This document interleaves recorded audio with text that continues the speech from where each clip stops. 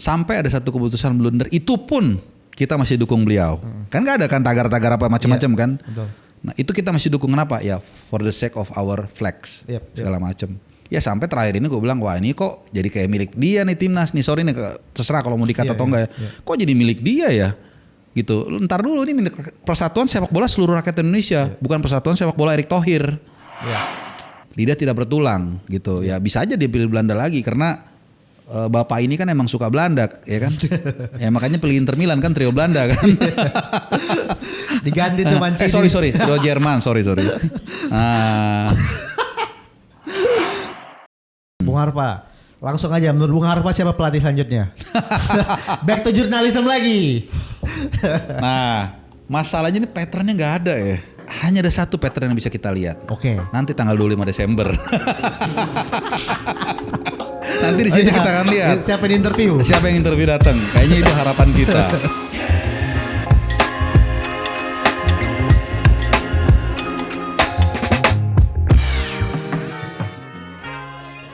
Halo guys, Denny di sini.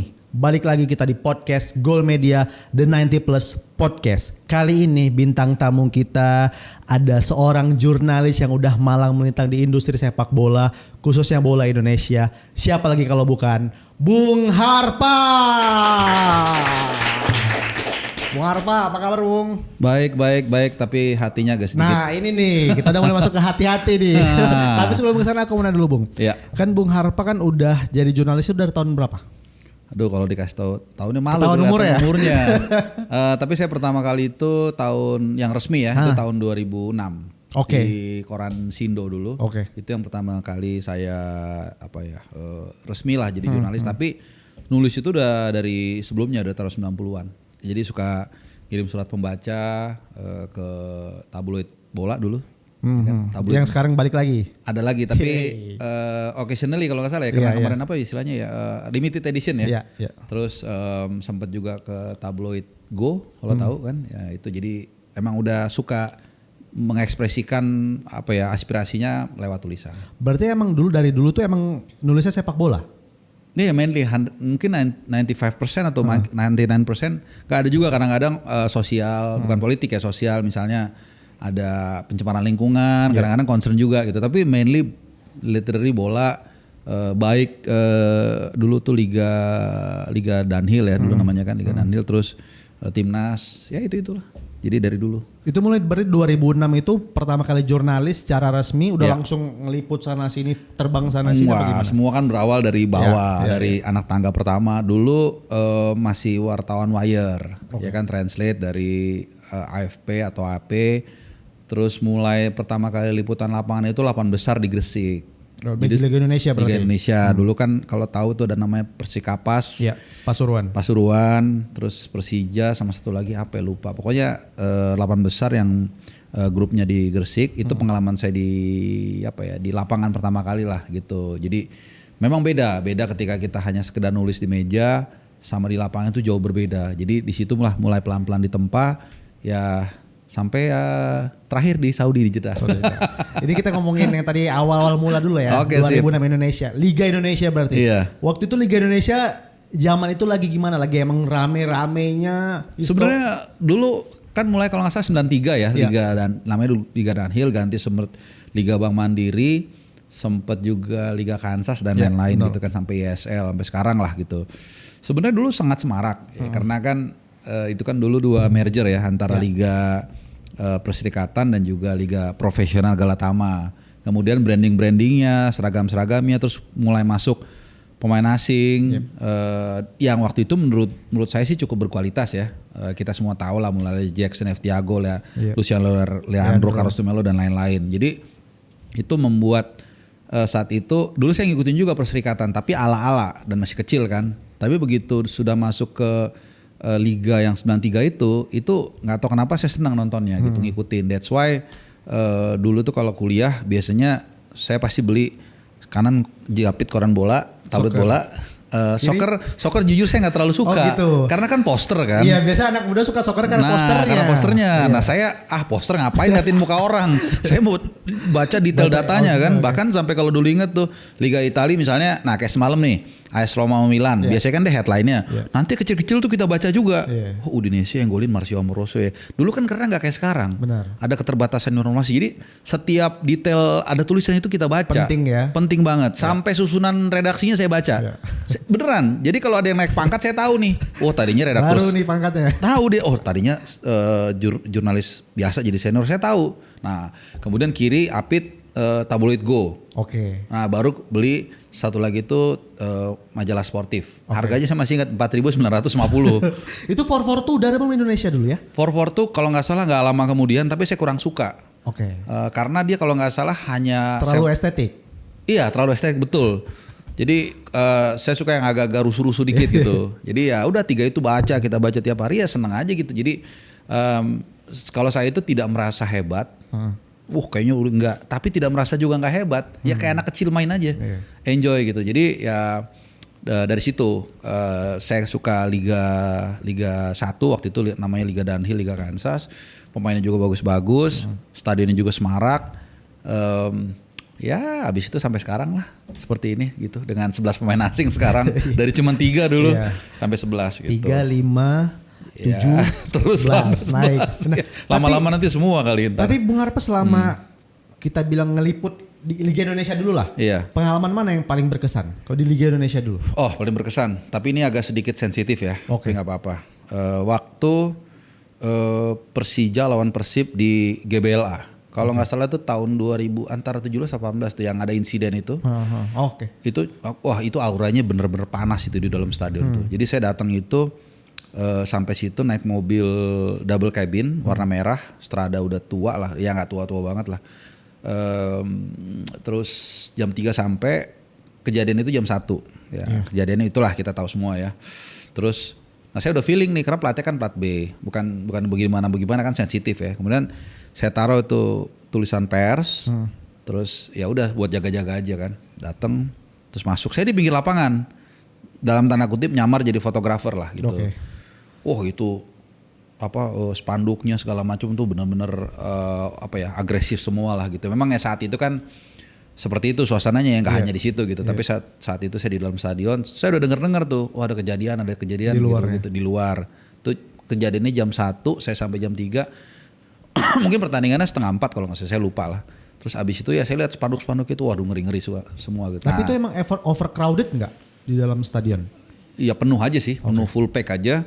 Dan kalau nggak salah setelah itu mulai ada kebijakan untuk memfilter spanduk itu tidak boleh ofensif lah, tidak boleh menyerang individu segala macam setelah itu. Jadi saya tidak mau berbicara soal hanya di situ ya, tapi itu kejadian yang kemudian ada yang sangat menyedihkan, tapi kemudian juga ada perubahan dari kejadian tersebut gitu loh. Nah, sebagai jurnalis Bung Harpa kan pasti udah banyak research. Apa yang bikin kejadian itu terulang? Kan pasti di tahun-tahun mereka masih terulang lagi. Jadi gini, pertama saya mau cerita dulu, pernah ada satu wartawan majalah Jerman namanya Freun 11. Kalau nggak salah itu artinya friend. Wartawan yang kantornya itu pernah ngirim orang ketika Euro 2016 ketemu sama saya. Nah, setahun kemudian 2017 kantor ini mengirimkan orang untuk meliput sepak bola kita. Waktu itu ada partai usiran Persija lawan Persib di Manahan Solo, ya kan. Termasuk dia juga meliput PSS Sleman karena koreonya bagus katanya. Nah dia pertanyaan itu juga ditanyakan hal yang sama. Kalau nggak salah itu habis kejadian fans meninggal di Stadion Candrabaga atau di Wibawa Mukti gitu, saya lupa. Yang waktu itu melawan Fiji kita, lawan Fiji. Jadi saya di belakang gawang itu kan ada kayak roket kan, dari tribun belakang ke samping. Nyebrang. Yeah. Dan itu lumayan kencang, saya pikir kayak pesan Jangwe, tahu Jangwe nggak? Tahu ya. Jangwe itu yang merah biasanya dikasih lidi. Nah, saya dulu jualan petasan ngomong-ngomong. Nah, saya pikir seperti itu, tapi ini gede, mungkin 10 kali lipat. Dan abis itu kan ada yang meninggal kan. Nah itu ditanyakan sama dia juga sama.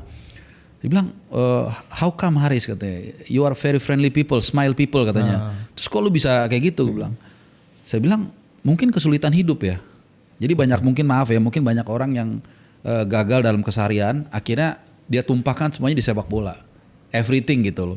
Jadi akhirnya ya ketika logo mereka tercoreng, mereka akhirnya bertindak barbar. Dan iya, tapi kan itu orang kalau di Jerman satu orang mati di stadion kita bisa we talk about in months katanya. Benar. Gue bilang waktu itu saya bilang ini, di sini biasa. Gue bilang, emang biasa kan? Iya. Mungkin tahun depan ada lagi, saya bilang. Bukan saya nggak mau. Iya. Saya bilang kenapa? Ya karena nggak ada keseriusan dari bangsa kita, dari orang kita. Gue bilang gitu. Iya kalau di Jerman, begini. Udah gitu waktu itu dia juga kalau nggak salah nanya jadwal partai usiran Persija Persib nggak jelas-jelas katanya. Ya gue bilang welcome to Indonesia, gue bilang waktu itu ya. Ya emang begitu kan. Saya bilang ini kemungkinan besar akan terjadi lagi seperti ini. Beda dengan di Inggris. Di Inggris itu mereka bertobat dalam tanda kutip selepas tragedi Hillsborough. Iya. Setelah tragedi Heysel mereka belum bertobat tuh. Iya. Itu kan kalau Heysel kalau nggak salah 85 ya. 85 kemudian terulang lagi berapa tahun kemudian. Nah dari Hillsborough lah mereka berubah. Iya. Yang namanya Taylor Report. Iya. Jadi ada tuh beberapa rekomendasi, diantaranya nggak boleh ada pagar antara fans away sama fans home kan. Makanya kan dia pakai steward kan pembatasnya kan. Kenapa? Karena kalau ada pagar begini orang panik nih, lari ke sini, kegencet. Ya kan nggak tahu yang sini, didorong-dorong aja. Itu nggak boleh. Terus di pinggir lapangan kan ada e-board, itu harus boleh didorong, harus bisa didorong. Supaya untuk evakuasi dan all seater stadium. Akhirnya mereka berubah. Nah di kita enggak. Lihat habis tragedi Kanjuruhan kan masih banyak juga rusuh-rusuh segala macam gitu. Jadi yang membedakan adalah karena kita menurut saya ini otokritik ya, kita bangsa yang tidak serius dalam banyak hal. Jadi termasuk juga udah ada kejadian, udah ada rekomendasi tapi ya dijalankannya mungkin menurut saya setengah-setengah benar. Gitu. Karena steward itu manajemen itu udah mulai diadain beberapa tahun yang lalu kan? Iya. Tapi tetap aja kayaknya steward itu sebagai cuma jadi kayak pajangan aja nggak sih? Nah betul sekali, itu tepat. Jadi risetnya bagus nih. Jadi saya nggak sebut nama lah, nih ngeri kalau sebut nama klub di salah satu di Indonesia ya. Saya nonton, ya maaf ya maksudnya pakai sendal jepit stewardnya. Iya. Pakai sendal jepit terus ngerokok. Iya.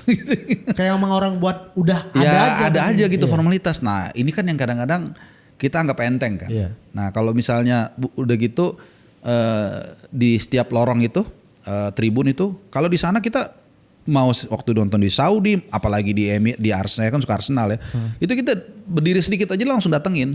Lalu where is your seat sir? Oke, dianterin gitu. Karena apa? Nah 2022 Piala Dunia itu udah keren, udah kurang keren apa tuh stadionnya? Sempurna stadionnya. Tetap ada crowd control. Sama kalau kita nih teman-teman naik pesawat, pasti udah pernah naik pesawat semua kan? Selalu kan stewardessnya ngomong kan, kalau kalian begini, kalau kalian tetap itu. Karena diingatkan karena diasumsikan belum tentu semua orang di sini tahu. Betul. Nah itu yang di kita nggak ada. Jadi di Piala Dunia 2022 dan juga di Piala Asia 2023 yang diselenggarakan tahun lalu di Qatar. Itu tetap crowd controlnya itu ada. Karena contoh saya lagi jalan gini, kadang-kadang saya pikir ke arah sini. Oh no, this way gitu. Nah itu yang crowd control ini kelihatannya yang masih dianggap sepele sama kita. Ya, ini masukan mudah-mudahan nanti ada perbaikan dan mudah-mudahan juga bisa penonton UE datang. Karena masih ditahan nih. Masih ditahan, katanya kan nggak boleh, katanya kan. Katanya ya kita percaya aja gitu.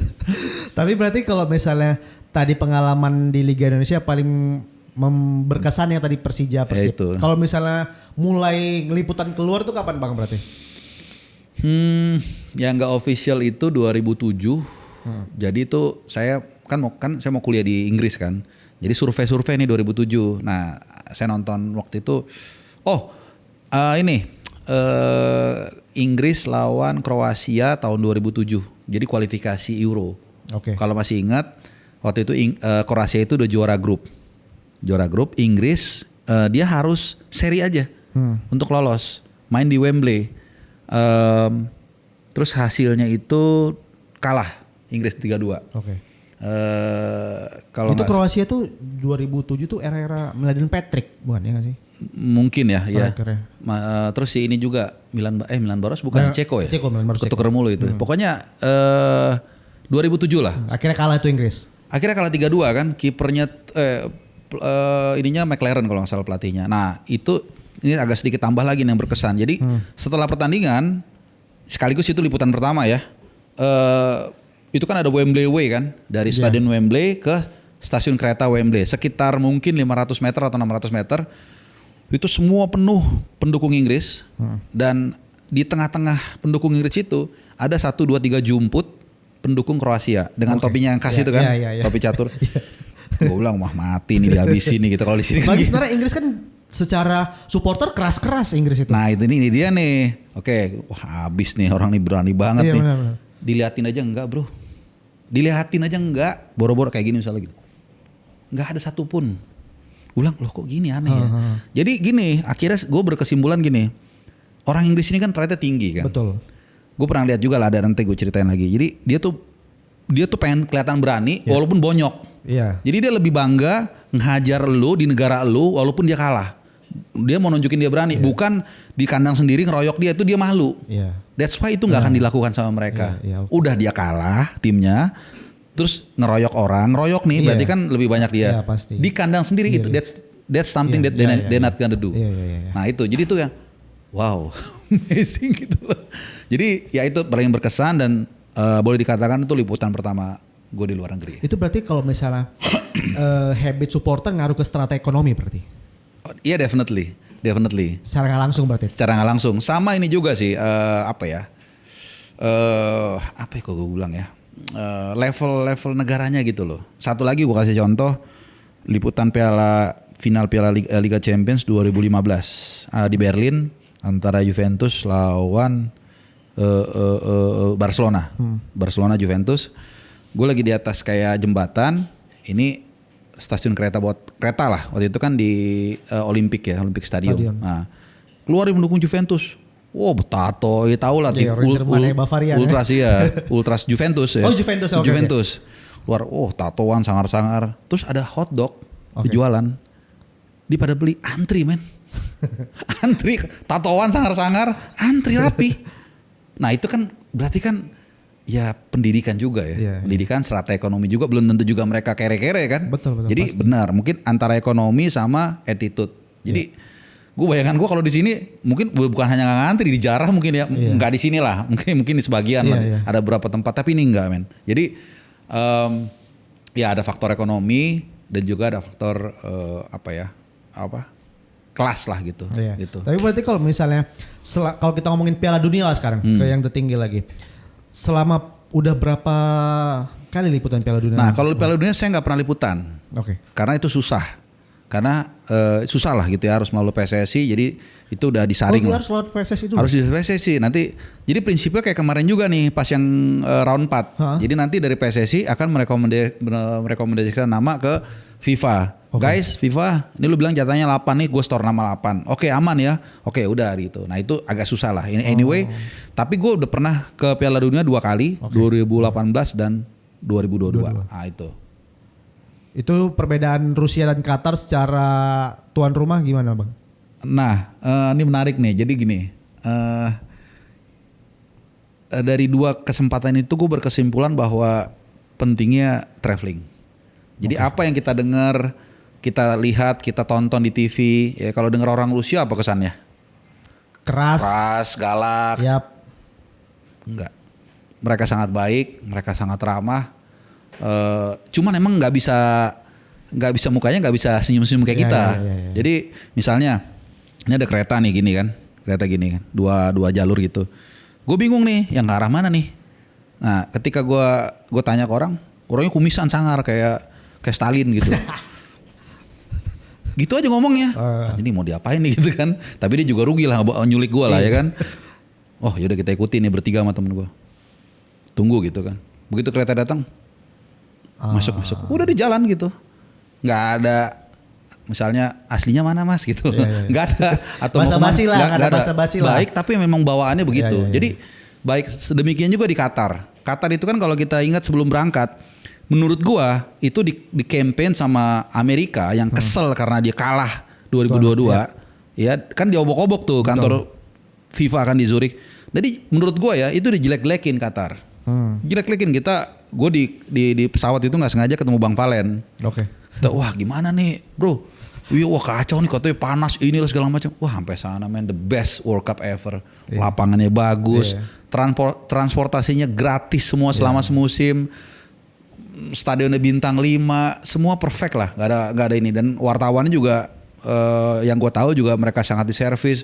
Jadi kadang-kadang apa yang kita baca di media itu kadang-kadang berbanding terbalik gitu. Jadi ya 2014, 2010 gue nggak tahu. Kalau 2010 kayaknya emang agak kacau juga ya, karena mungkin gue nggak tahu ya. Tapi definitely 2018 sama 2022 tuh sukses banget. Malah 2018 kalau nggak salah, dia kan kita kan ada kalau beli tiket itu dikasih fan ID namanya. Itu semacam visa lah secara nggak langsung. Nah itu sama Putin diperpanjang sampai akhir 2018. Jadi intinya tadinya kan hanya berakhir sampai akhir Juli. Nah itu diperpanjang karena dia ngerasa kayaknya oke nih sukses dan biar wisatawan pada mau datang gitu. Nah itu berarti abang udah 18 sampai 2022 Piala Dunia 2018 sama Piala Dunia 2022 ke sana. Ngelihat apakah sebenarnya Indonesia bisa jadi tuan rumah Piala Dunia? Secara kita ngomongin masyarakat ya. Secara fasilitas, secara negara, secara bisa nggak Indonesia jadi? Butuh effort. Butuh effort. Tidak mustahil banget tapi butuh effort. Karena kita juga nggak dari scratch banget lah. Ya kalau dari animo udah nggak usah ditanya lah ya. Kayak misalnya fasilitas stadion, transportasi, penginapan segala macam bisa tapi mesti butuh effort. Nggak ada salahnya juga misalnya sekarang kan tahun 2025 ya, mungkin 2042 kali sekaligus mau deket ini kan. Indonesia Mas. Indonesia Mas kan. Ya masuk akal, maksudnya lebih realistis kan. Berarti kan tuh sekitar 18 tahun lagi kalau nggak salah. 18 tahun lagi ya lebih masih bisa kalau itu. Tapi kalau kita berpikir ya kan 2030 juga sama 34 udah di-occupied kan. Official. Nah 38 kayaknya China ada yang pengen coba. Jadi ya 42 atau 46 lah antara itu. Tapi setuju gak kalau misalnya Piala Dunia ternyata 2 tahun sekali? Kan udah banyak isu-isu gembar-gembor itu kan. Gue sih agak setuju sih. Agak setuju? Agak setuju. Kenapa? Karena kadang-kadang nih ya, gue nih jujur gitu ya, itu agak ngeri-ngeri sedap nih. Kita hitung langkap lo umur kita 80 ya. Oke langkap sekarang umur gue 40. Anjing 40 bagi 4 10 lagi. Gitu. Nah kalau 2 tahun sekali kan jadi 2 kali. Nah cuman itu sentimen subjektif lah. Sebagian pasti yang nggak setuju, wah udah nggak sakral lagi nih, bla bla bla ya. Nggak terlalu mandatori gue pengen memperjuangkan atau pengen. Cuman ya kalau bisa 2 tahun sekali, it's okay. Kalau 4 tahun juga ya udahlah apa boleh buat gitu. Nah sekarang kalau timnas bang, Nah timnas kan pasti lebih banyak cerita lah ya. Udah ngikutin timnas tuh berarti kemana aja Bung Harpa ini? Ya kemana-mana sih. Melanglang buananya udah kemana-mana. Kemana-mana lah, ke Australia, ke Jepang, ke Saudi, ke Qatar, ke mana-mana lah. Kita ngomongin round 3 Malaysia, Vietnam. round 3, round 4 lah. Selama ngikutin perjuangan timnas away, di mana yang paling ngerasa nggak ngomong paling berkesan, tapi paling nggak enak dulu deh. Paling enak lu tau lah. Paling enak? Yang nggak enak. Di mana? Yang terakhir lah. Iyalah, paling sedih ya, lah. Betul. Paling enak apa nih? Paling enak apa? Paling enak boleh deh. Paling enak. Ntar dulu ya. Saudi lawan ini. I think yang pertama kali sih round 3 lawan Arab. Saudi. Karena itu kan the highest stage kan saat itu yang bisa kita jangkau tim nasional kita. Dan ini ada 1-2 kali mungkin gue singgungin. Jadi di pesawat itu gue tuh ngebatin just 1 point. Just 1 historic point. Gue udah nyiapin judulnya nanti. Kalau kita berhasil nahan imbang, gue akan bikin judul 1 poin bersejarah yang akan ngelit kita untuk optimistik kan selanjutnya.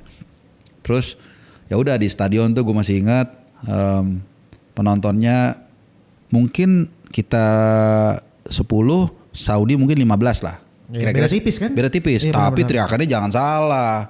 Teriakan Indonesia. Kencengan kita. Kalau udah walaupun mereka tuh pakai speaker sebenarnya kan. Iya, yang kedua pun dilarang kita kan dipersulit kan. Tapi jangan salah. Karena dan kita kan posisinya kan mirip kayak kemarin kan di satu sektor. Jadi suaranya ngumpul. Wah itu luar biasa.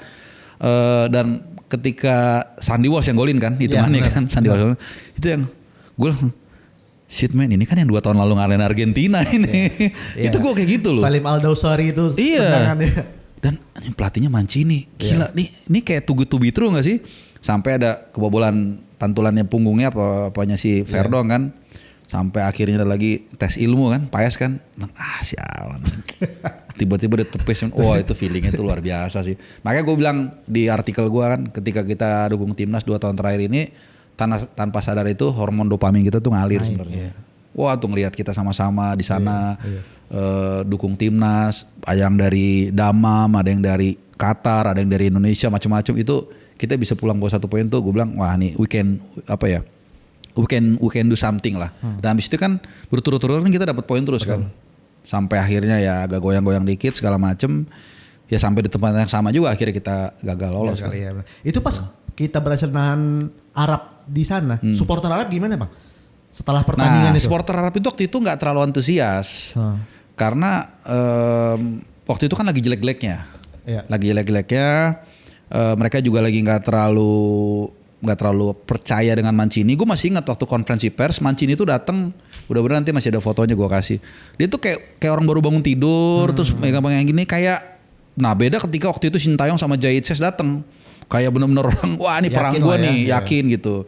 Jadi pendukung Saudi itu kemarin waktu itu tuh ya pertama itu pertandingan pertama, terus lawan Indonesia yang dianggap jauh lah gitu. Terus mereka juga lagi nggak terlalu suka dengan tim nasionalnya lagi jelek segala macem. Mancini juga gue ingat di konferensi pers dia kira-kira bilang begini.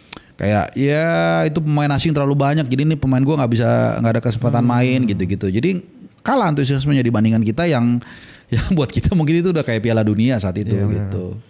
Itu berarti salah satu pengalaman timnas yang paling seru kali bang ya pas yang pertama-pertama di Arab itu ya? Iya yang belakangan lah gitu.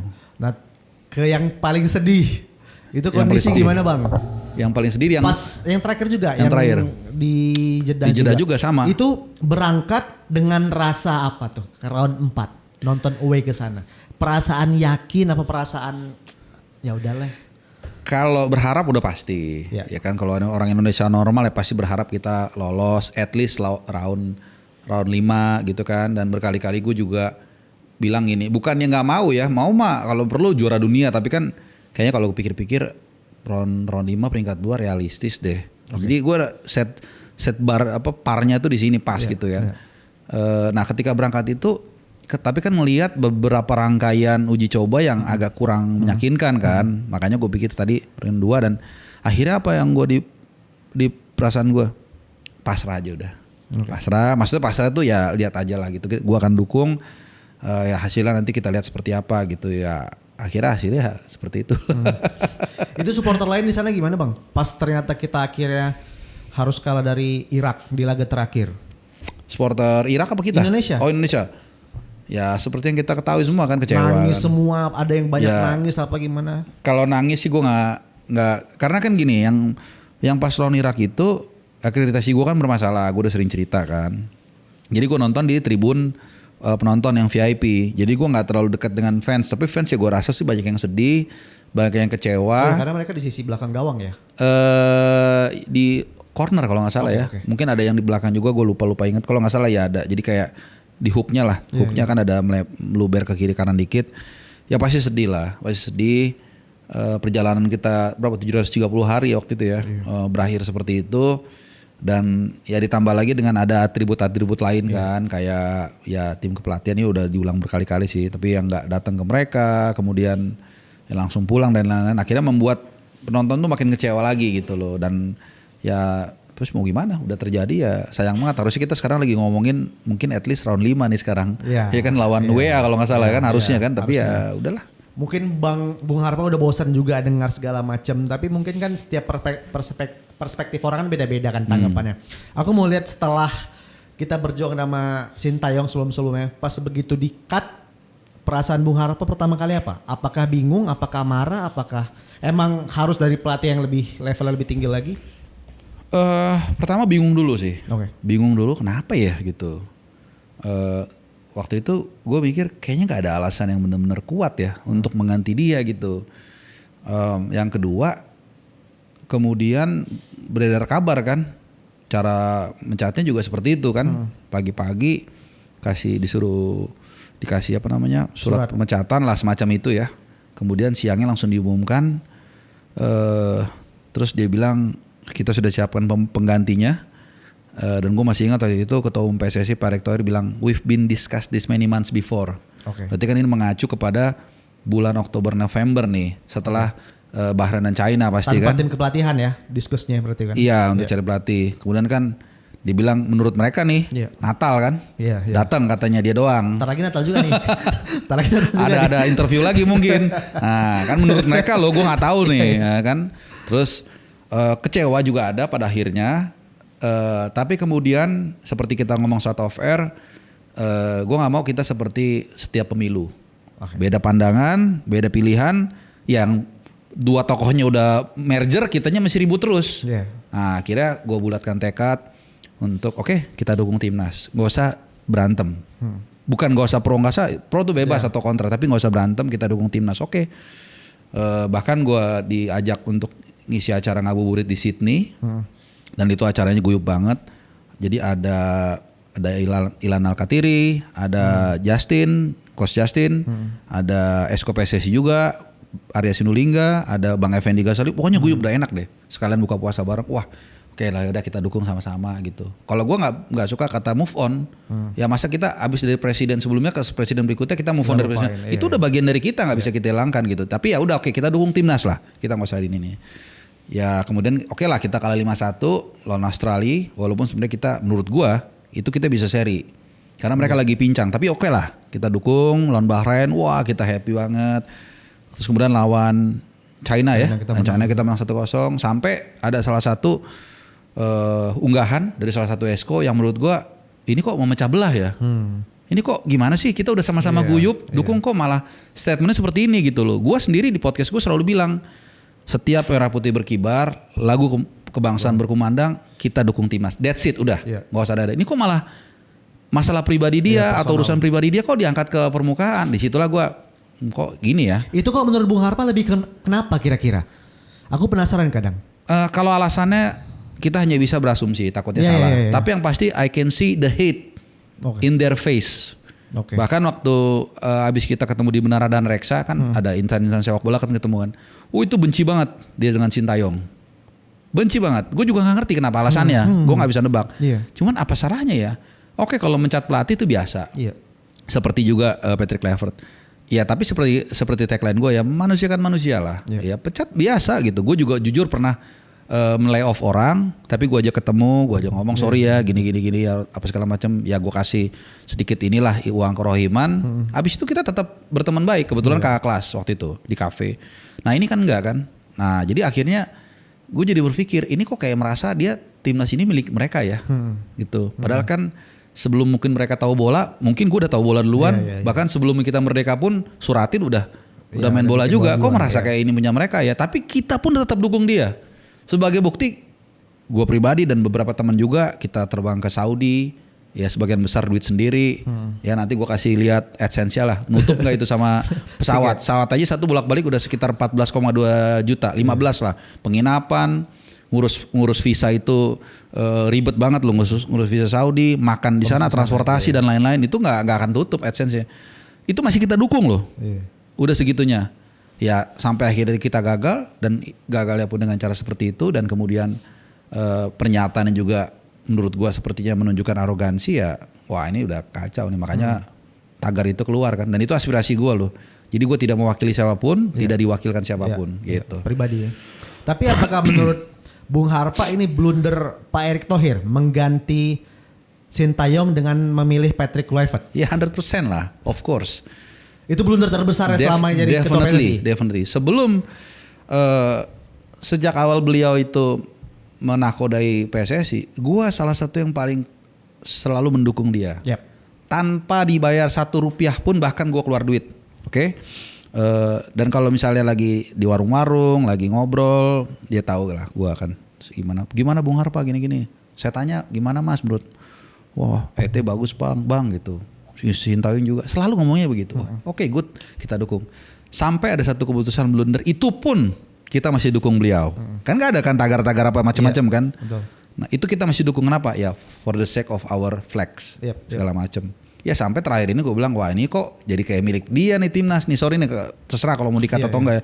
Kok jadi milik dia ya? Gitu. Ntar dulu, ini milik Persatuan Sepak Bola Seluruh Rakyat Indonesia, bukan Persatuan Sepak Bola Erick Thohir. Atau Esko. Iya benar kan? Benar. Dan ada uang rakyat loh. Benar, betul. Ada 200 miliar dari Menpora ke PSSI. Plus kita beli tiket segala macam, itu punya kita semua. Jangan kita nggak usah Jadi takut. kita berhak bersuara. Berhak bersuara. Kita tidak maksa. Iya. Kalau gua nggak setuju lu duduk dan lu tetap di sini ya, it happens now gitu. Tapi kan apakah ini yang mewakili kita?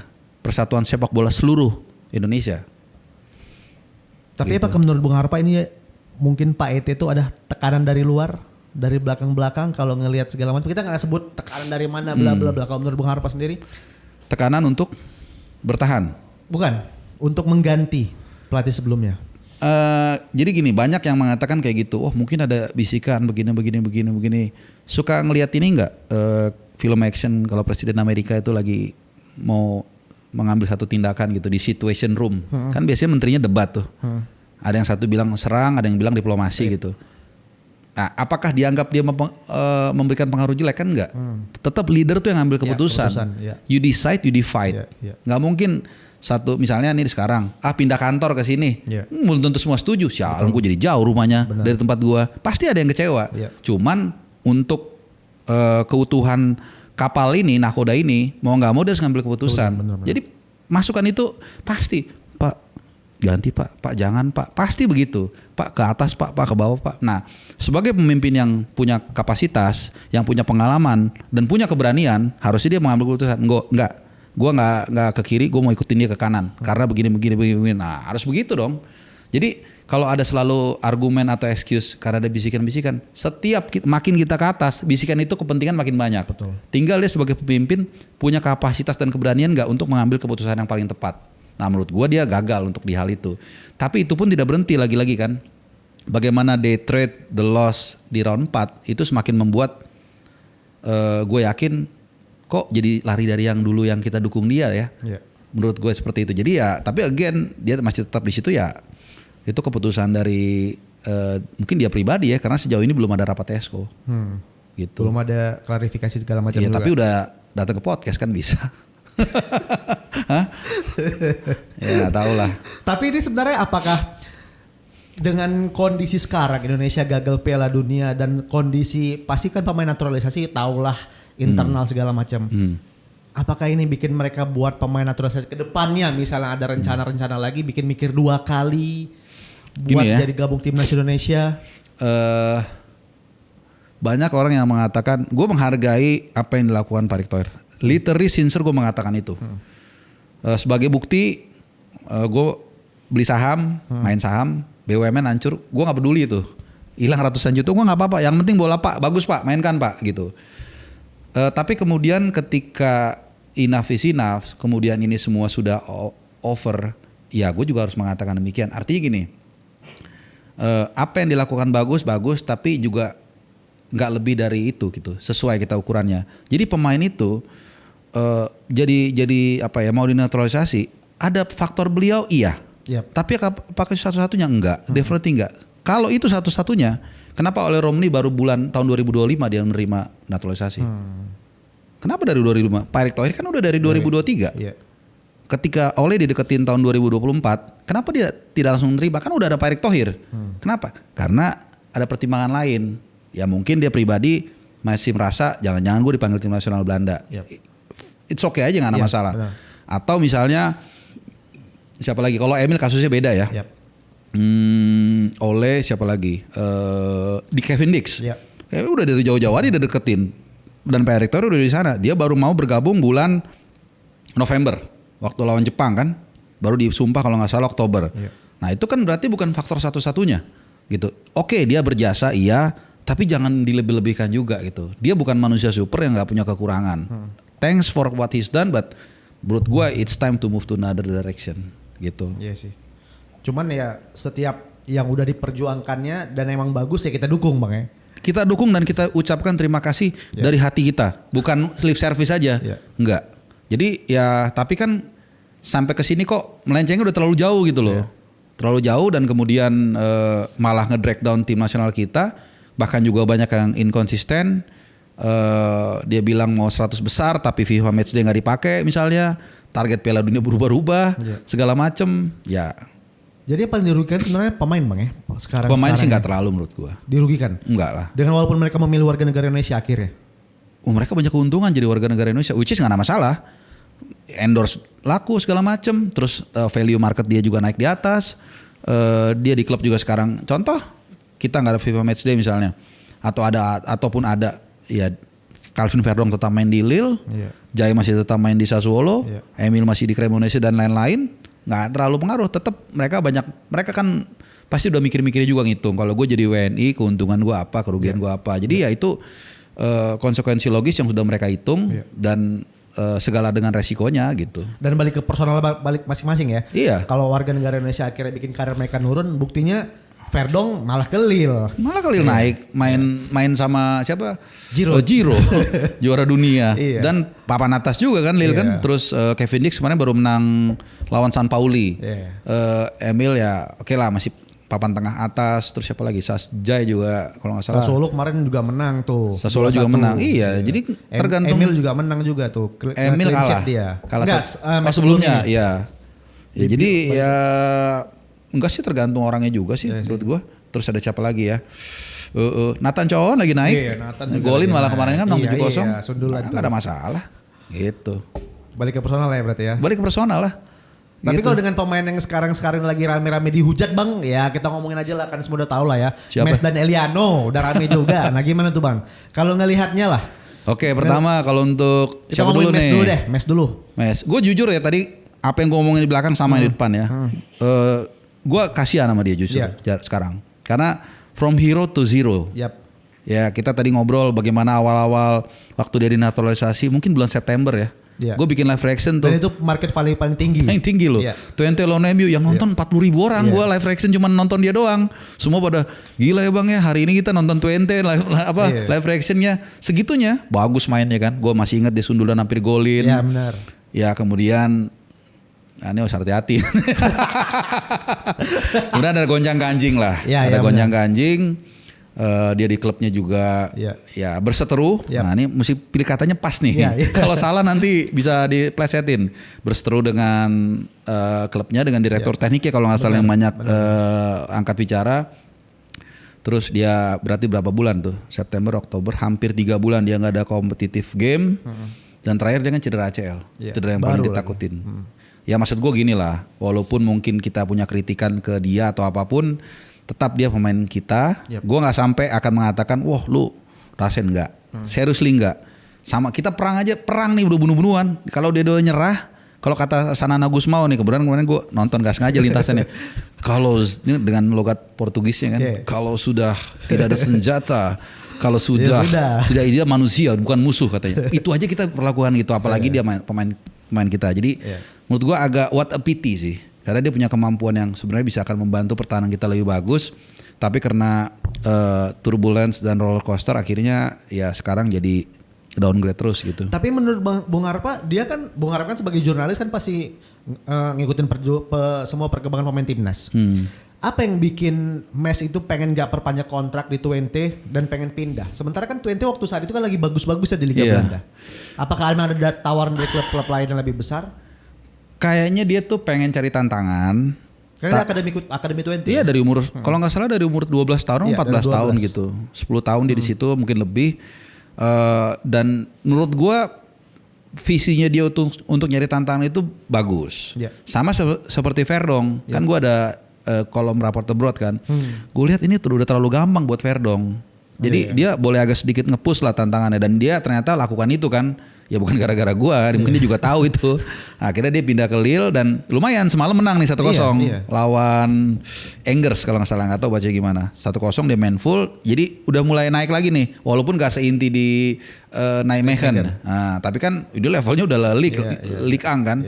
Nah mungkin si Hilgers juga seperti itu. Cuman masalah teknisnya nggak jalan. Entah tadi kita ngobrol sama Bung, mungkin gara-gara agennya agak kurang juga kan. Secara individu bagus ya.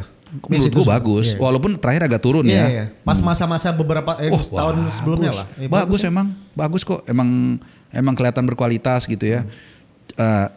Untuk dia mau cari tantangan itu juga menurut gue bagus. Artinya dia punya kemauan untuk berkembang kan.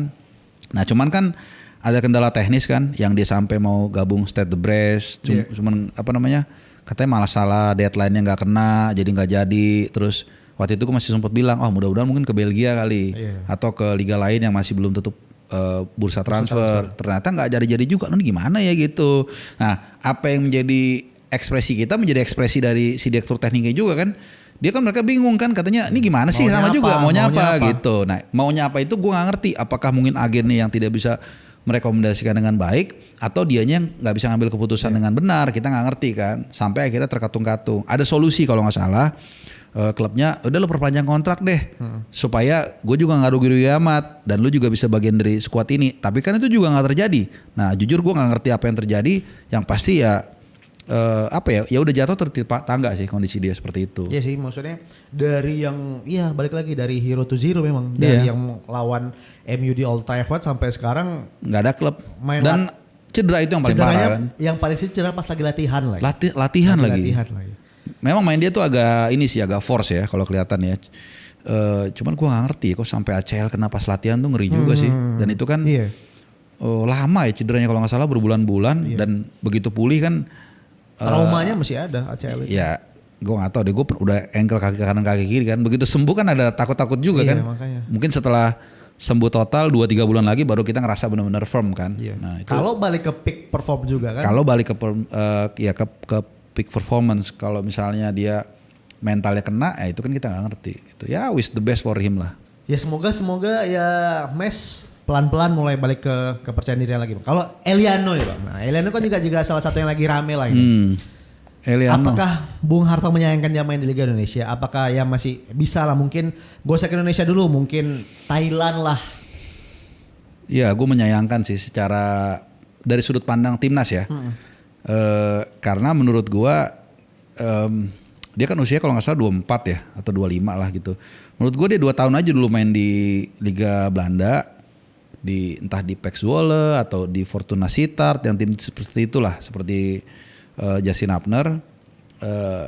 Mungkin gaji gue yakin banget gajinya nggak setinggi di Persib. Ya kan pasti dia pindah ke sini kalau bukan karena gaji tinggi which is nggak ada masalah. Cuman ya dia bisa lah 2 tahun nempa pengalaman dan lain-lain sampai mungkin 27. Let's see.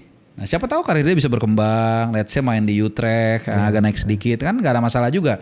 Gaji naik, pengalaman naik, jam terbang naik dan lain-lain. Mungkin 28, 29, nah baru dia landing kayak Tom Hai. Baru dia dalam tanda kutip incer duit. Gue rasa menurut gue lebih seperti itu. Cuman balik lagi kita coba lihat perspektif dia. Ya ketika kita nerima kerja, ini satu bagus nih di kota ya kan bergengsi tapi gajinya dikit. Ini 5 kali lipat mungkin atau 4 kali lipat. Tapi di mana? Di daerah lah, di pinggiran. Ya hak dia juga kan, apalagi dia udah berkeluarga, udah punya anak 2 ya dia mungkin he wants to be the hero di family, nggak ada masalah juga gitu. Tapi kalau lu tanya dari sudut pandang gue sebagai fans timnas agak sedikit menyayangkan dan bakalan lebih susah juga untuk balik lagi ke Eropa. Ya coba kasih tau sama gue yang udah main di Liga 1 main di Eropa siapa? Mungkin ada tapi jarang banget kan. Karena sorry to say ya kita sama Thailand aja liganya masih kalah. Ya kan gak usah bicara Jepang atau Korea deh. Makanya tadi aku bilang ke Thailand dulu aja. Nah mentok-mentok Thailand. Cuman mungkin ya itu tadi kan kadang-kadang kan pas-pasan juga, mungkin di Thailand pas lagi nggak ada lowongan atau mungkin di Thailand mungkin gajinya cuma setengah. Dia mungkin mikir antara gue ke Indonesia yang gajinya gede atau mungkin gue tetap di Belanda. Ya udah deh gue ke Indonesia aja. Itu salah satu keunggulan jadi warga negara Indonesia. Nah nggak kena kuota. Balik kan? Lagi nggak kuota tapi gajinya tinggi. Iya benar, gajinya tinggi nggak masuk kuota dan ya boleh dikatakan Persib the biggest club in Indonesia kan in terms of fans dan juga keuangan gitu. Dan sekarang mereka juga peringkat 1 di Liga Champions di ACL 2 ya. Betul. Ya mungkin kalau dari Persib Bang ngelihat kita kembali ke Indonesia dulu. Selain Persib itu klub mana yang mungkin bisa menyaingin Persib lah? Secara sekarang ya kondisi internal, fasilitas bla bla bla dan lain-lainnya. Persija bisa. Malut bisa, Dewa bisa, tapi Dewa mungkin di urutan kelima. Oke, apa alasannya? Walaupun mereka punya finansial. Karena mereka rootsnya nggak terlalu kuat. Karena itu penting juga. Tapi secara finansial kuat, itu yang gue sebutin tuh pasti semua finansialnya kuat semua. Tuh Bali United juga. Cuman kita lihat tren terakhir sama kekuatan sportingnya kan. Itu kan yang Persija miliki. Terus kemudian Malut lumayan, ya namanya juga mungkin daerahnya nggak terlalu besar ya, tapi kan keuangan dia kita tahu semua bagus, gue tahu. Ekonomi pertumbuhan paling nomor 1 sekarang Indonesia. Ternate ya? Iya. Oh, gubernurnya bagus soalnya. Makanya. Bali sebenarnya bagus secara keuangan kan. Kenapa bikin Bali stuck untuk musim ini?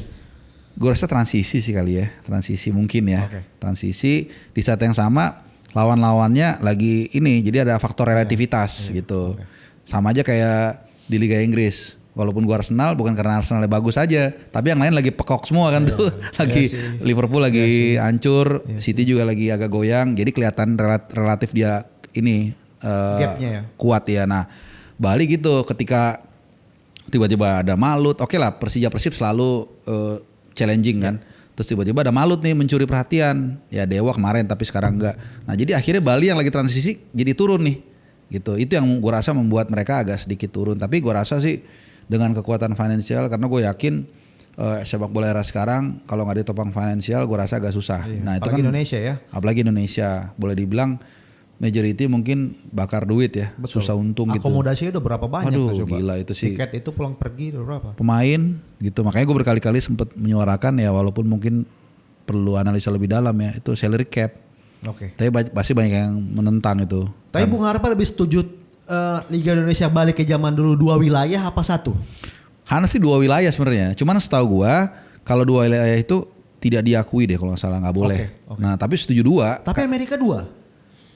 Ya Amerika kan gak peduli dia. Iya Dia kan bikin aturan sendiri semua. Dunia ini kan punya mereka doang. Dia bilang football, dia bilang soccer. Iya lagi. Iya, ada teman sekelas gue ngomong ada di Inggris ngomong soccer. Apaan sih soccer, football gue bilang gitu.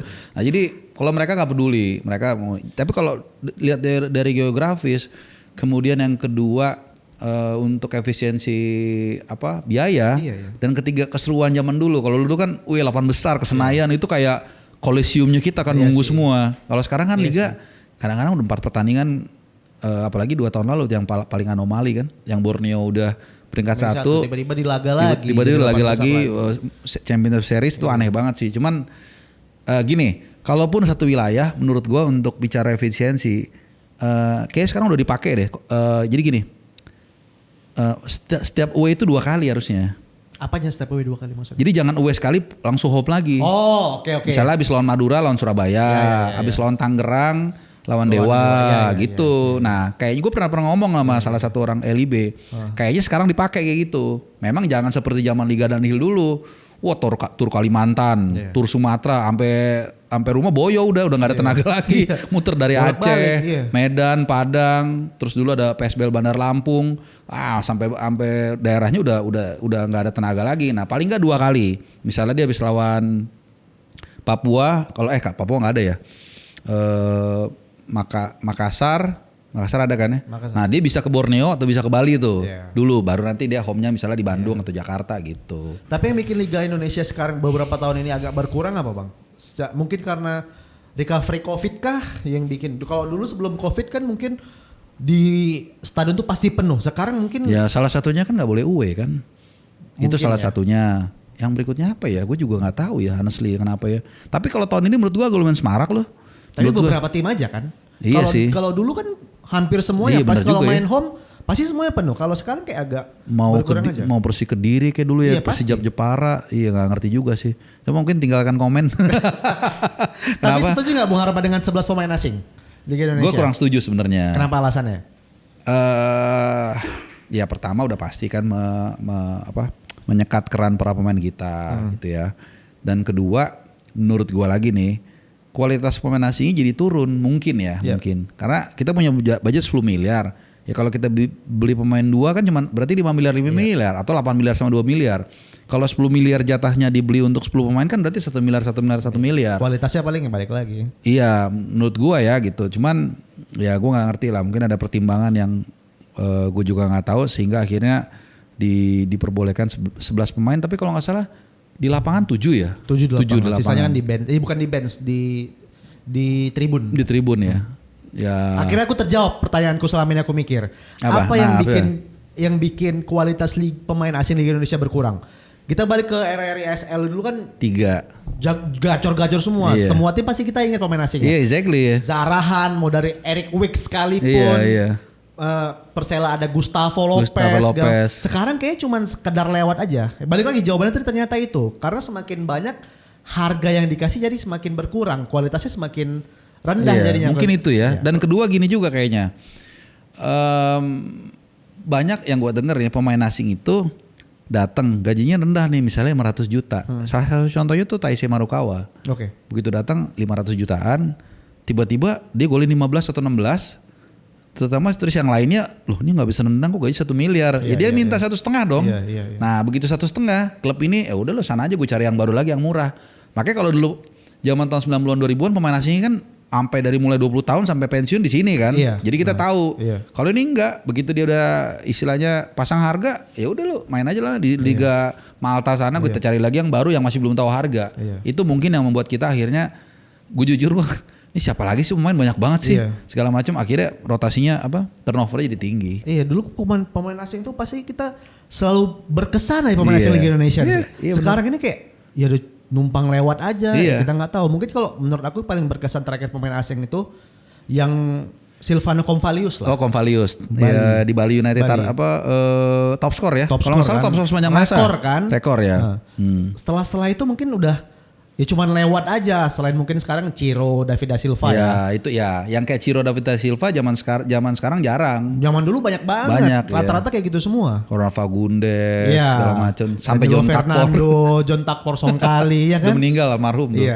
Mungkin itu jawabannya ternyata selama ini aku cari apa yang bikin pemain asing Liga Indonesia itu sekarang kualitasnya jauh banget di bawah sama yang dulu. Mungkin kan dulu 3 dicari yang paling jago-jago memang. Pasti gitu. Jadi mungkin itulah jawabannya. Tapi kalau balik lagi siapa tahu penonton ada yang punya sudut pandang yang berbeda gitu. Tapi apakah lebih setuju dengan sistem kayak marquee player dulu?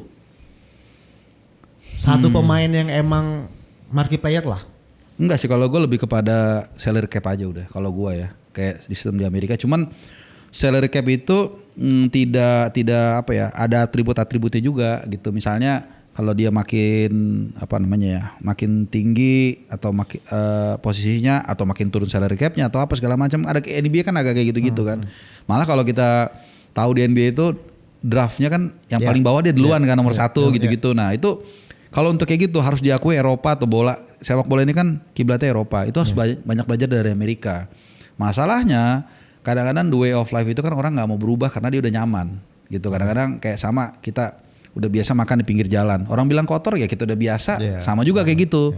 Tapi kalau mau jujur banyak banyak atribut-atribut atau terobosan-terobosan regulasi di Amerika itu yang bisa kita contoh gitu, yang mungkin akan membuat kompetisi kita lebih bagus. Salah satunya salary cap atau mungkin salary cap itu untuk dikhususkan pemain asing supaya seimbang. Itu menurut gue sih lebih ke arah situ ya, ketimbang harus dibatasi marquee player segala macam gitu.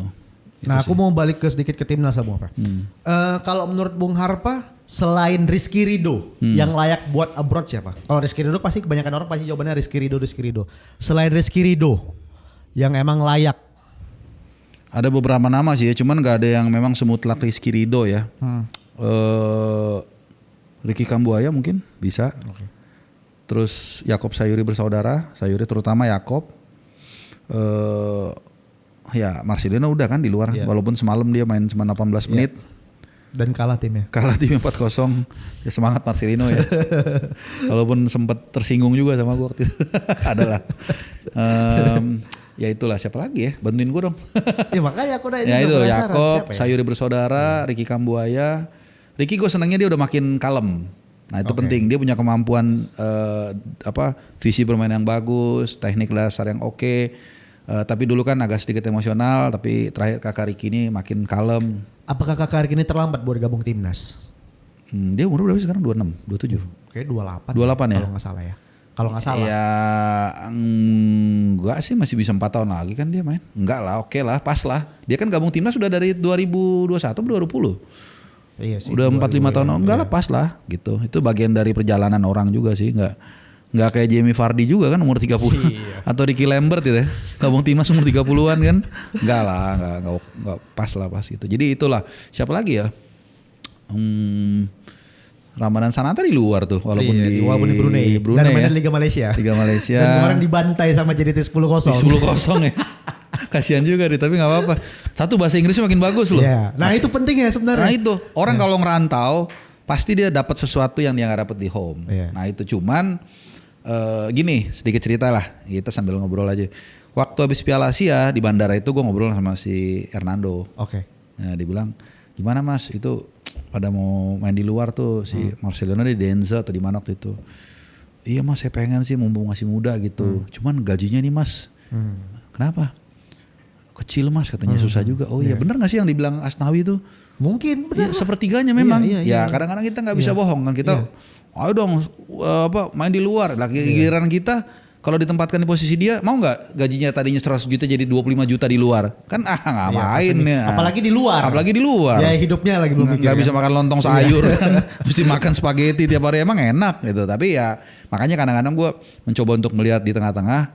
Ya kita nggak tahu mungkin mereka punya keresahan. Dia orang daerah. Mungkin dari kecil dia ngebatin gue pengen naikin haji orang tua gue. Pengen mungkin bangun rumah yang bagus. Terus kita tiba-tiba dengan gampang. Lu berani dong lu ngerantau dong. Ya kan keresahan orang kita nggak bisa paksa.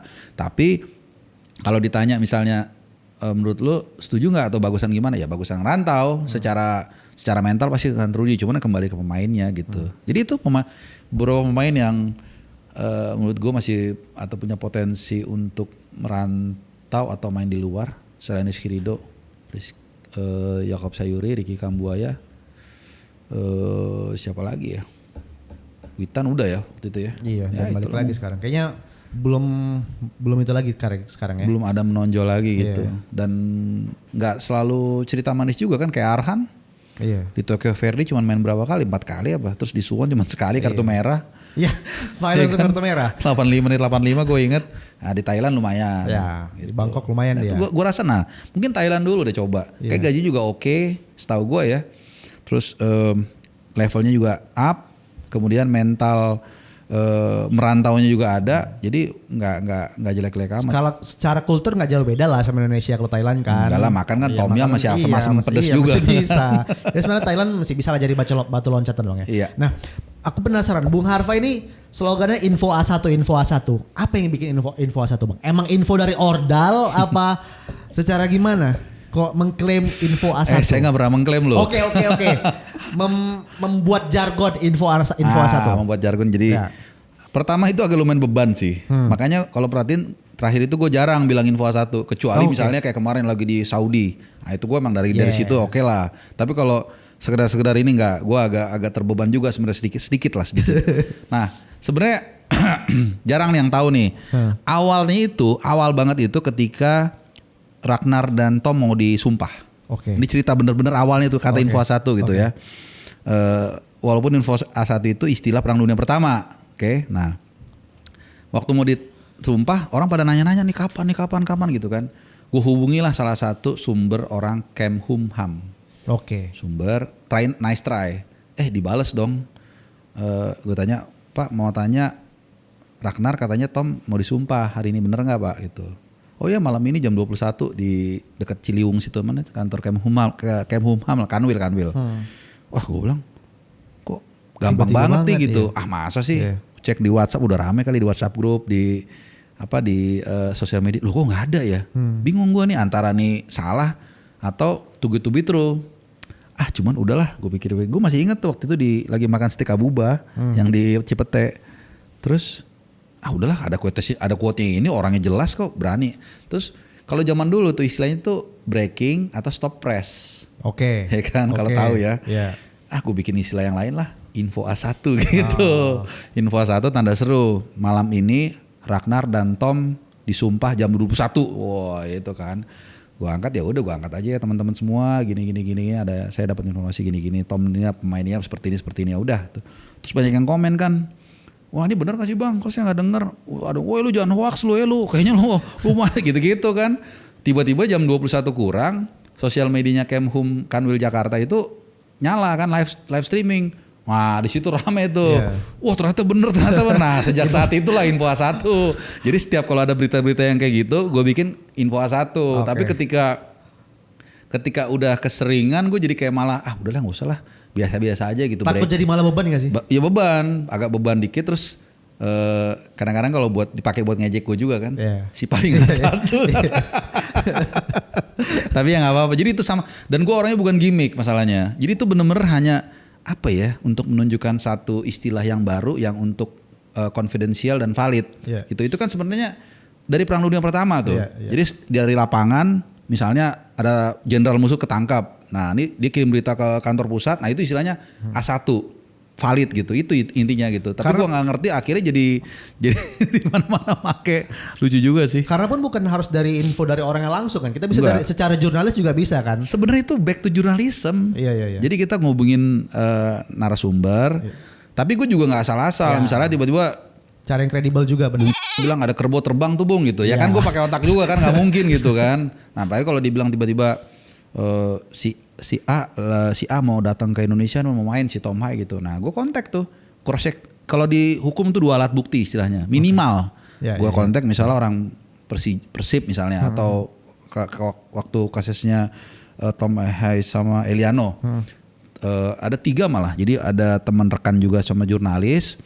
Terus juga dari dalam Persib sama analisa. Itu udah gue berani angkat. Satu lagi waktu Max Hilgers mau dibilang ke Crystal Palace. Ya dengan segala hormat kayaknya gapnya agak terlalu jauh tuh dari Max pindah ke Crystal Palace kan. Itu satu, tapi kan bisa aja. Kedua ya gue hubungin langsung ke klubnya. Hubungin langsung, mereka bilang it's rumor katanya. Udah berani itu. Nah itulah sebenarnya istilah info A1 itu check and recheck aja gitu. Jadi cuman karena jargonnya orang mungkin melekat di kuping kayak Manyala kan juga untuk mengatakan wow kan. Dari kalau nggak salah dari Kalimantan. Akhirnya itu jadi kata umum yang sering kita ungkapkan gitu. Jadi info A1 Pelupesi sama Romeni ke Persib benar apa enggak? Pelupesi sama siapa tuh?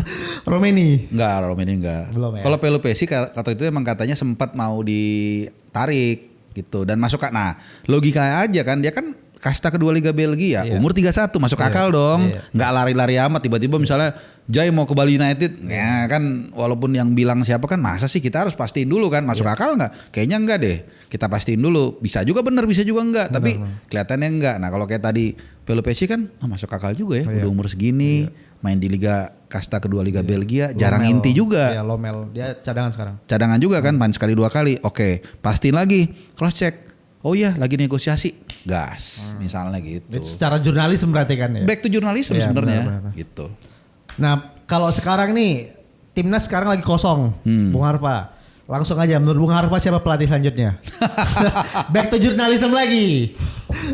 Nah, masalahnya ini patternnya nggak ada ya. Iya. Patternnya nggak ada. Awang semua nih, ngawang-ngawang semua ini. Hanya ada satu pattern yang bisa kita lihat. Oke. Nanti tanggal 25 Desember.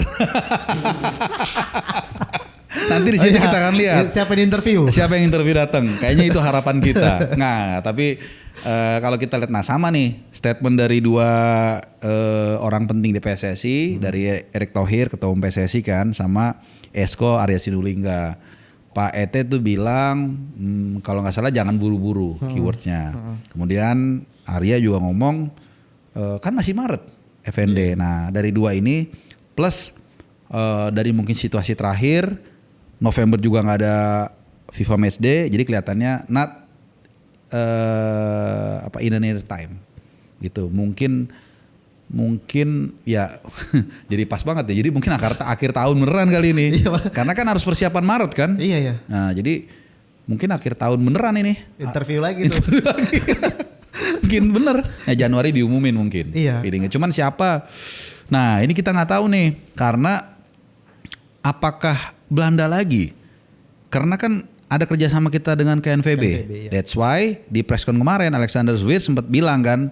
Ditanya, ini mesti ada pertanyaan wartawan, ada mesti Belanda lagi nggak? Nah wartawan ini mungkin tahu, mungkin ada semacam gentleman agreement soal kepelatihan dari Belanda, sehingga itu ditanyakan. Kemudian Zwiers dengan diplomatis menjawab, ya kita nggak ngelihat dari masa asalnya, yang penting dia cocok, align with the philosophy dan segala macam. Tapi kan lidah tidak bertulang gitu, ya bisa aja dia pilih Belanda lagi karena bapak ini kan emang suka Belanda, ya kan? Ya makanya pilih Inter Milan kan, trio Belanda kan.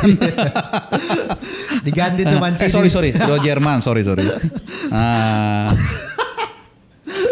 Mancini lagi gacor-gacor diganti tuh. Sama Frank de Boer 6 bulan doang kan? Iya. Malah di City jadi lebih gacor Mancini. Iya juara. Udah ngomong ya bukan gue. Tapi itu fakta. Fakta. 6 bulan, de Boer kan 6 bulan doang kan? Iya makanya. Tapi apakah misalnya pun pelatih Belanda udah ada yang memungkinkan kalau misalnya secara kita tarik ke belakangan ini. Kalau pelatih Belanda yang cocok buat Indonesia?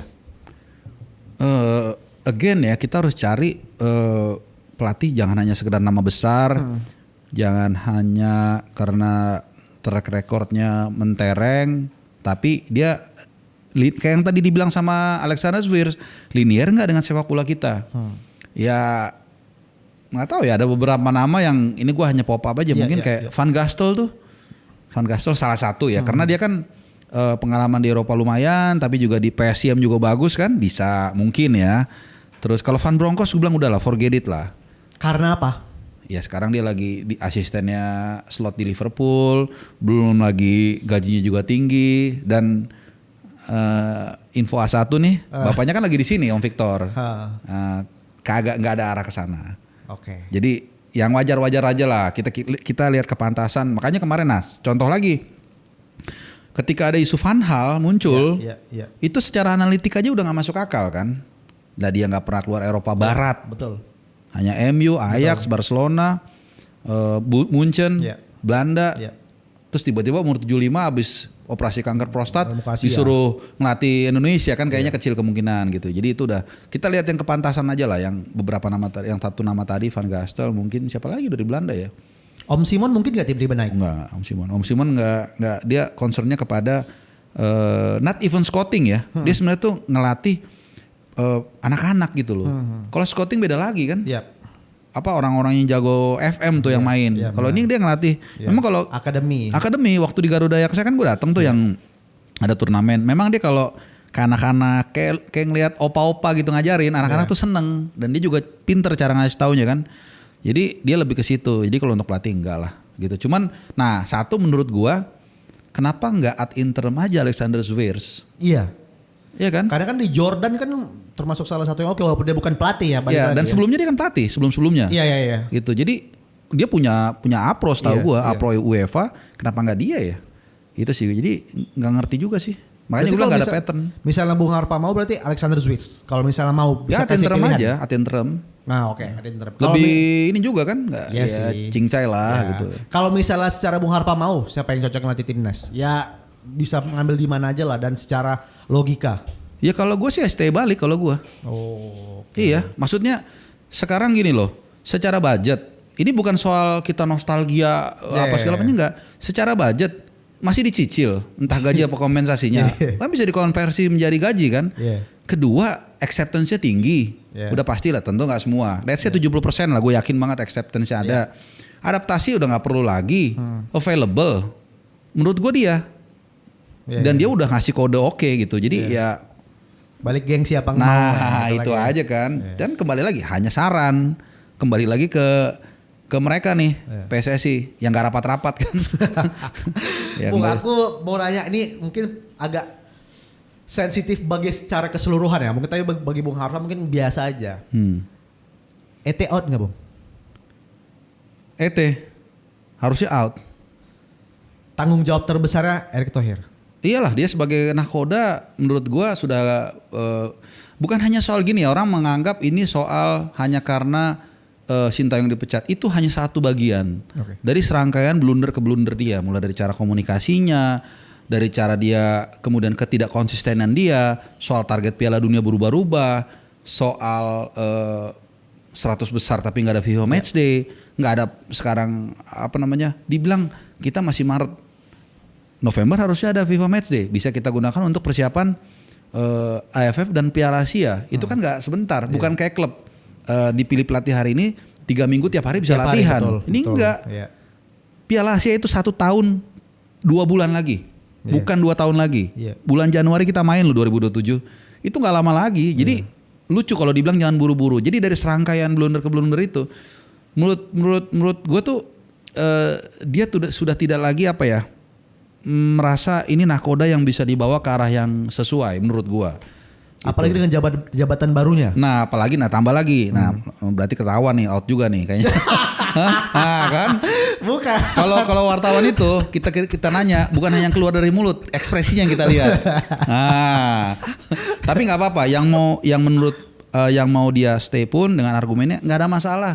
Kita tuh jangan kalau beda tuh langsung serang-serangan gitu loh. Tanya kenapa lu mau out? Oh, menurut gue begini. Kalau gue mau ini stay. Kenapa? Karena kita nggak ada gantiin segala macam. Oh, menurut gue ada gini-gini. Nggak bisa gitu kita ya. Selalu kalau beda tuh langsung diserang gitu loh dan dianggap benci gitu. Enggak. Nah, jadi paling kritik ya sebenarnya. Ya opini. I might be wrong ya. I might be wrong. Bisa aja dia memang yang ternyata dia yang lebih bagus. Misalnya tetap dia stay, ternyata bagus. Nah, cuman kan ya kayak kemarin lah sama. Dia juga kan membuat keputusan yang salah kan mengganti Sintayong Kluivert kalau kita sepakat. Ya kan, ya itu kan juga sama dengan sekarang aspirasi gue lah, gue nggak mau wakili siapapun. Bisa aja gue salah, bisa juga gue benar gitu. Ya waktu yang akan membuktikan apakah dia tetap stay sampai nanti selanjutnya dan apakah kita kemudian bisa perform di timnas maupun juga di liga dan juga grassroots. Jangan lupa nih, EPA segala macam tuh udah bukan rahasia lagi, orang bayar untuk masuk kan gitu. Jadi PR-nya banyak. Belum lagi liga putri kecil-kecil ya. Liga putri, ya gue nggak ngikutin jujur Liga Putri. Makanya cuman kan secara roadmap kan ada Liga Putri segala macam. Seharusnya, gitu. Iya. Tapi kalau misalnya balik lagi, ET out, penggantinya siapa Bung Harpa? Penggantinya kita serahkan kepada mekanisme ESCO. Oke. Karena jawaban diplomatis tuh. Iya, kalau ini kalau untuk dukung-dukung gue nggak terlalu suka sih. Gitu. Walaupun mungkin ada beberapa kriteria ya yang kita bisa taruh di situ. Cuman biarlah ESCO. Karena gini, begitu nanti kepilih, pasti nggak semua orang setuju nih. Pasti. Misalnya si A nih. Misalnya siapa ya? Kan? Dia mah bisanya bisnis doang nih, nggak bisa. Pasti ada yang nggak setuju kan gitu. Jadi gue nggak terlalu suka ke sana. Cuman biarkan mekanisme ESCO yang bekerja. Nah nanti kita akan nilai nih. Kira-kira selaras nggak dengan aspirasi masyarakat? Minimal satu jalur lah gitu. Nah itu yang menurut gue. Dan gini satu yang mesti diingat ya. Ada istilahnya apa? Menunggang kuda mati ya, istilah Yunani dulu. Jadi kita nunggang kuda nih sampai mati pun kita tunggangin, meskipun kita tahu nih sebenarnya udah nggak berjalan lagi. Dan roda kan berputar. Orang ada masanya, masa pun ada orangnya gitu. Ya kita terima kasih untuk thanks for what he's done, but we have to move to forward to another direction gitu. Jadi selalu pasti ada orang yang kalau kita menganggap nggak ada orang yang lebih baik lagi, berarti kita melecehkan 279.999.999 yang lainnya yang nggak ada yang bisa lebih dari dia. Apakah kalau diganti kemudian sosok ini berhasil? Belum tentu juga. Sama dengan dia ganti Kluivert, belum tentu juga. Tapi ya saat ini menurut gua enough is enough. Gitu. Tapi ini aku ganti pertanyaannya. Siapa yang sosoknya kayak Erick Thohir di Indonesia yang di sepak bola juga? Nah, aku ganti pertanyaannya. Sosoknya yang tentu menurut Bung Harpa. Kita kriteria aja deh. Kriteria yang orang pertama harus passion bola dulu. Kedua, dia harus punya jaringan. Jadi ya passion bola nih semua passion bola semua kan. Betul, nah, kita saring lagi nih. Dia punya jaringan. Ketiga, dia punya pengalaman di sepak bola dan ini sesuai statuta juga. Kalau nggak salah 5 tahun berkecimpung di sepak bola. Keempat, dia punya source atau punya akses ke source. Kelima, dia punya leadership. Ya udah, tinggal cari aja siapa. Itu ya. Itu yang gue bilang, ketika dipilih, yang penting dia nggak jauh-jauh dari sini. Kalau soal setuju 100% nggak mungkin. Tapi kalau dia udah masuk area sini, ya kita dukung dan kita akan lihat apakah dia bisa perform. Apakah harus punya power? Kalau dari pengalaman kayaknya harus deh. Harus deh. Yang hijau sama yang coklat aja bisa tumbang. Harus punya. Nah, terakhir Bung, pertanyaan aku. Kan belakangan ini Bung Harpa kan udah sering bilang ya nggak cocok lah dengan ketua PSSI segala macam. Sekali ngomong jangan bilang sering lah. Sekali tapi update. Sekali tapi update. Nah, apa yang sekarang ini atau kemarin-kemarin ini malah jadi ancaman terbesar lah bagi Bung Harpa di DM atau gimana? Pasti kan pasti ada, pasti nggak mungkin nggak ada. Justru mah nggak ada. Maksudnya DM dari orang ya kalau DM dari bocil-bocil banyak. Yang, woi lo banyak itu sih ya nggak ada artinya gitu. Nggak ada karena mereka juga tahu yang gue sampaikan itu aspirasi. Kalau intervensi dari ya pihak sana, kalau dia bawa 50 miliar mungkin. Kan nggak mungkin kan? Nah, nggak ada. Selama kita tidak fitnah, tidak sara. tidak body shaming misalnya, Ya, ya. nggak ada masalah. Itu opini, saya nggak setuju sama aja kita kan kita punya hak untuk menyuarakan bahwa kita setuju dengan seseorang di jabatan publik atau enggak. Itu hak kita. Iya. Karena kita punya saham di situ kan. Sama Ya. kita makan, misalnya kita ke restoran, loh ini kok dagingnya nggak mateng sih? Masa kita nggak boleh ngomong? Apa kita harus jadi koki juga untuk ngomplain kan enggak? Benar. Nah sama juga dengan komplain itu, mereka juga tahu itu aspirasi saya, dan saya bikin sedikit mungkin tidak ada loophole-nya. Misalnya saya bilang kami mewakili, enggak, kan nggak mewakili gitu. Walaupun gue tahu ya gue punya ada beberapa follower, tapi gue tidak pernah mengajak mereka, walaupun mungkin mereka terpengaruh, gue nggak, itu urusan dia. Tapi itu adalah suara aspirasi gue. Tidak diikutin silahkan, diikutin silahkan. Jadi nggak ada yang, makanya mereka juga ngapain DM gue gitu, nggak ada urusannya.